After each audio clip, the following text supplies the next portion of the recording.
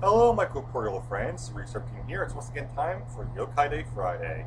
It took me a while to figure out what I wanted to do for this one, but I decided to focus on one of my favorite yokai, and that one is Baku.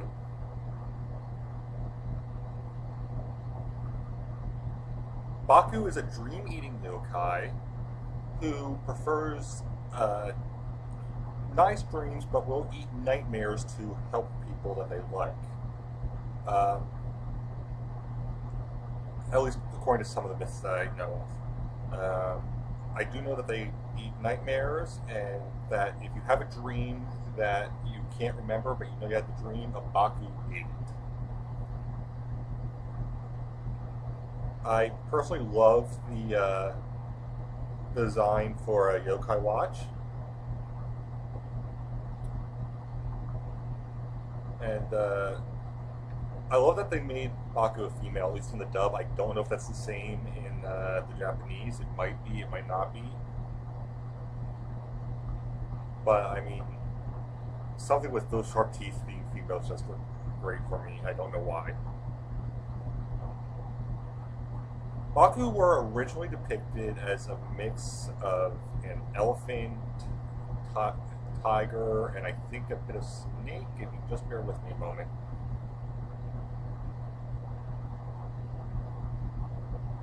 Okay.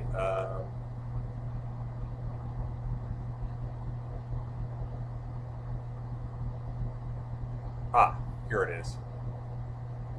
Uh, the early 17th century myths described Baku as a shy Chinese chimera with an elephant's trunk, rhinoceros eyes, an oxtail, and tiger paws. Uh, in Japanese, Baku can also refer to the tapir, which is what the more common appearance of them is.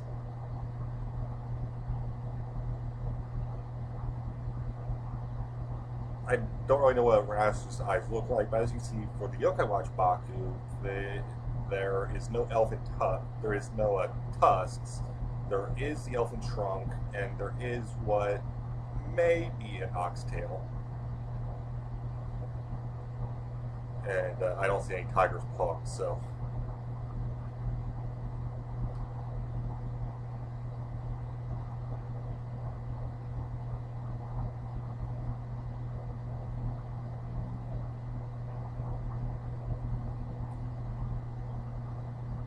now my first introduction to the Baku, as I'm sure as many people's, was actually the Pokemon Drowsy.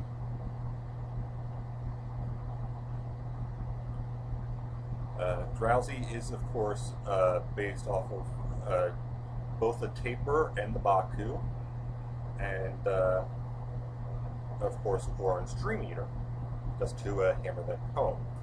Um, Again, for many of us in the US, Drowsy was probably our first introduction to the Tapir Baku mythology.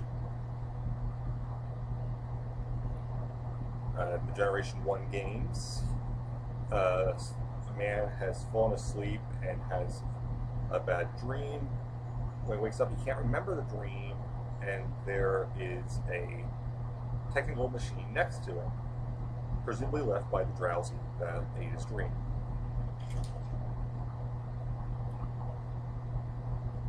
Now, my next introduction to the Baku was actually Bakuman, the Digimon. As you see, the Digimon is a bit closer to the mythological description, but still a bit different.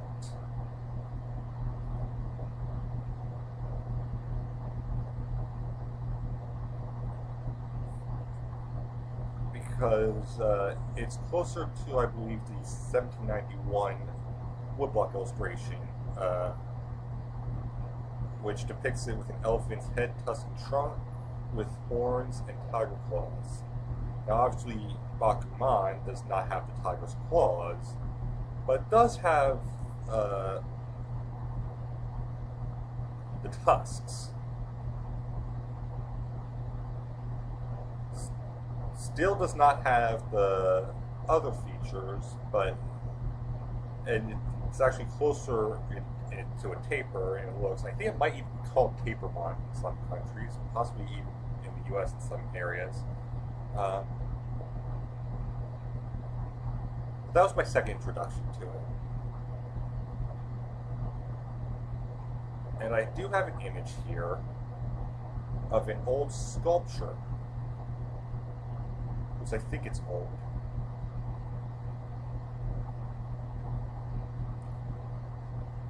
This is a Baku statue. Two of them, actually, I believe, at a shrine.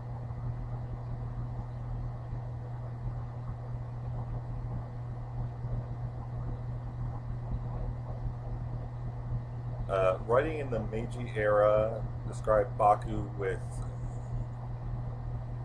attributes that was able to devour nightmares. Legend has it that a person who wakes up from a bad dream can call out to Baku. Baku will then eat the dream and get rid of it for them. A child having a nightmare in Japan will wake up and repeat 3 times, "Baku-san, come eat my dream."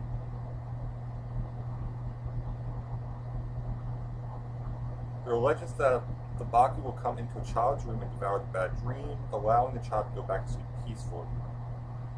But calling the Baku has to be done sparingly. If he remains hungry after eating one's nightmare, he may also devour their hopes and desires as well. I did not know that part. I knew about the dream eating, I did not know that it could go further than that.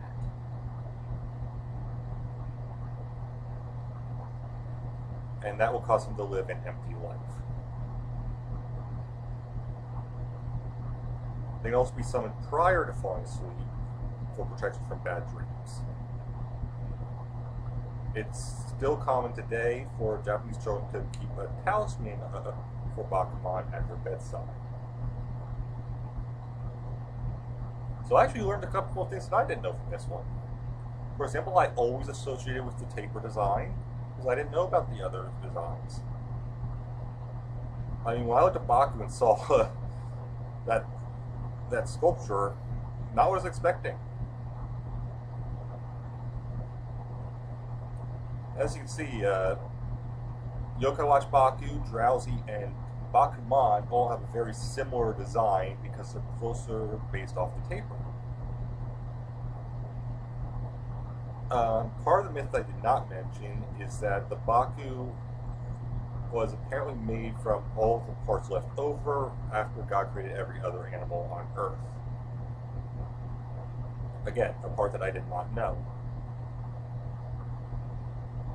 And the sculpture here is called Baku and Lion.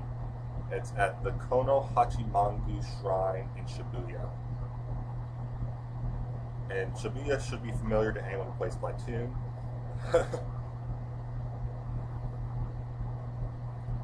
And definitely familiar to anyone who's ever played a Shin Megami Tensei game.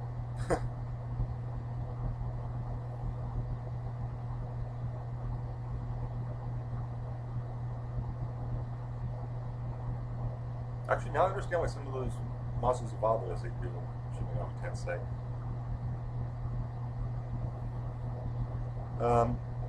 But that's it for this Yokai Day Friday. I'm sorry I don't have any new medals or QR codes to share with you. I wish I did.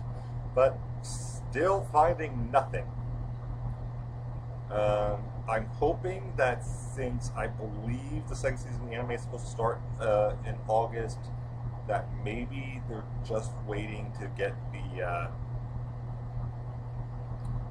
the merchandise out while there's a show to help sell it.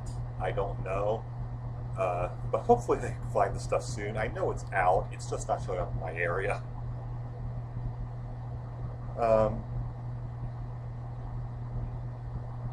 as soon as I do, I will of course share it with you guys. As always, if you enjoyed this video, please give it a like, subscribe if you haven't already, and as always, I'll see you guys next time and have a great time wherever you may be. Bye guys!